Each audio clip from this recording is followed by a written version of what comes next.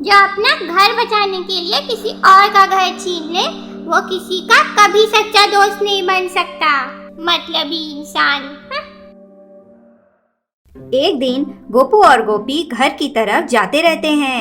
तभी उन्हें रास्ते में बूढ़े चाचा एक पेड़ के पास खड़े मिलते हैं, जिन्हें देखकर गोपी कहती है, चाचा जी, आप यहाँ अकेले क्या कर रहे हैं? मुझे मीठी चुड़ैल छोड़ के चली गई बेटा। कौन मीठी चुड़ैल चाचा जी? तभी बूढ़े चाचा बताते हैं कि उनके गांव में सूखा पड़ा था, जिसकी वजह से गांव के सभी लोग परेशान थे।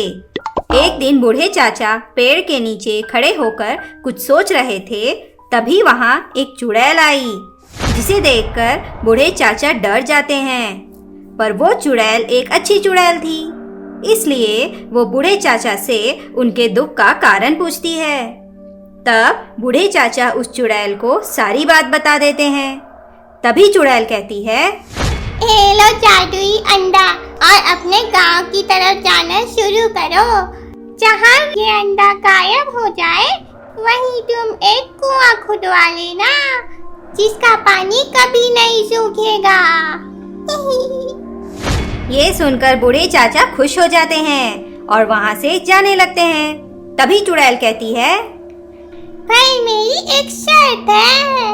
वो क्या है चुड़ैल जी? डरो नहीं, बस कभी कभी मुझसे मिलने आ जाया करो। अकेले अकेले इस पेड़ में बैठे बैठे मैं बोर हो जाती हूँ। बूढ़े चाचा हाँ कहकर और जादुई अंडा लेकर वहाँ से चले जाते हैं। थोड़ी दूर जाते ही अंडा गायब हो जाता है। तभी बूढ़े चाचा गांव के लोगों के साथ मिलकर वहाँ एक कुआं खुदवा लेते हैं, जिसमें बहुत सारा पानी होता है।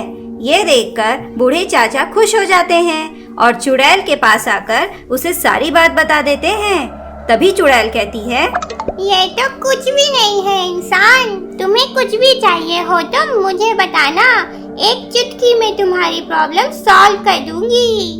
तुम कितनी प्यारी प्यारी बातें करती हो, इसलिए आज से मैं तुम्हें मीठी चुड़ैल कहकर बुलाऊंगा, ठीक है ना? ये सुनकर चुड़ैल हंसने लगती है और कहती है, बस कर पगले, रुलाएगा क्या? मेरी भी इस दुनिया में तुम्हारे और इस पेड़ के अलावा है ही कौन? अब बूढ़े चाचा हर दिन मीठी चुड़ैल से मिलने आने लगते हैं।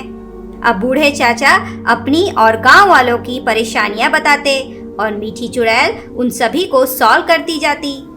चुड़ैल बूढ़े चाचा जी को बताती है कि जिस पेड़ पर वो रहती है, उसके नीचे उसकी जादुई शक्तियों का राज छिपा हुआ है। ये बात दूर खड़े बहरूपिये की आत्मा सुन लेती है, क्योंकि बहरूपिये की आत्मा को और शक्तिशाली भूत बनना था। इसलिए वो सीधे बूढ़े चाचा के पास जाता है और कहता है, ओ बुढ़ाऊ, मुझे पता है तुम्हारी उस पेड़ वाली चुड़ैल से अच्छी दोस्ती है। अगर तुम अपने गांव को खुशहाल रखना चाहते हो तो जाओ, मेरे लिए उसकी जादुई शक्तियों का राज लेकर आओ, नहीं तो मैं इस गांव के सारे बच्चों को उठा के ले जाऊंगा और फिर खा जाऊंगा।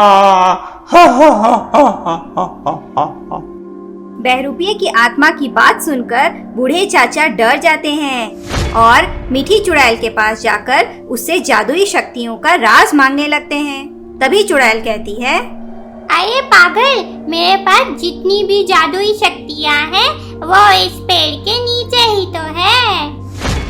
सच में मीठी चुड़ैल, तुम्हारे जैसी सच्ची और अच्छी दोस्त मिल पाना नामुमकिन है। लेकिन उसके लिए तुम्हें ये पेड़ काटना होगा, जो मेरा घर भी है। मीठी चुड़ैल, तुम तो किसी भी पेड़ में रह सकती हो ना, अपनी जादुई शक्तियों के बिना। तुम तो चुड़ैल हो ना, तुम्हें इन शक्तियों की क्या जरूरत है? अब चुड़ैल को बहुत गुस्सा आ जाता है और वो कहती है, जो अपना घर बचाने के लिए किसी और का घर छीन ले, वो किसी का कभी सच्चा दोस्त नहीं बन सकता। और हाँ, इस पेड़ के नीचे कोई जादुई शक्ति नहीं है, मतलबी इंसान। ऐसा कहकर मीठी चुड़ैल वहाँ से गायब हो जाती है। दूसरी तरफ ये बात जैसे ही बहरूपे की आत्मा को पता चलती है, वो आग बबूला हो जाता है और कहता है, तुम मेरे लिए चुड़ैल की जादुई शक्ति नहीं ला पाए, इसीलिए मैं अब तुम्हारे गांव के एक एक बच्चों को उठा के ले जाऊंगा।